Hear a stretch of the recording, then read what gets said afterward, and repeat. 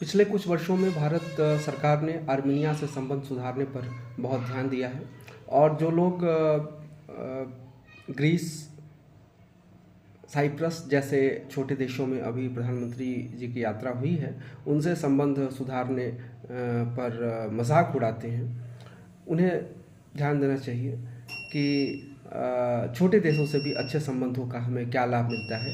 ये विशेषकर Iran Israel के संघर्ष में ये स्पष्ट होता है और संयुक्त राष्ट्र संघ में तो इसकी महत्ता बार बार स्पष्ट होती है।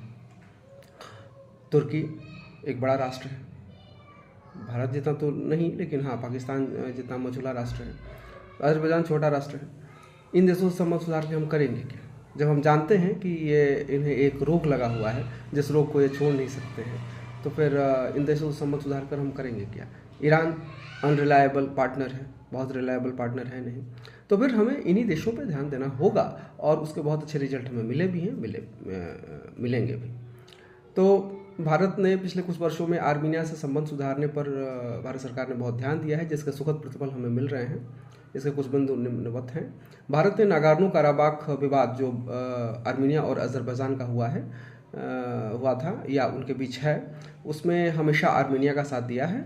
विगत कुछ वर्षों में हम आर्मीनिया के सबसे बड़े हथियार आपूर्तिकर्ता बनकर उभरे हैं।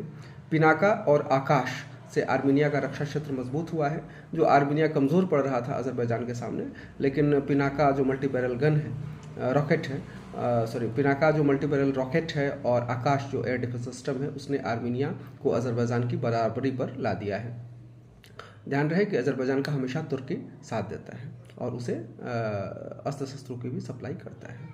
आर्मेनिया ने कश्मीर के मुद्दे पर खुलकर भारत को हमेशा समर्थन दिया है और संयुक्त राष्ट्र संघ में स्थायी सदस्यता के मुद्दे पर भारत की आकांक्षा को हमेशा समर्थन दिया है। आर्मेनिया दक्षिणी काकेशस में स्थित है।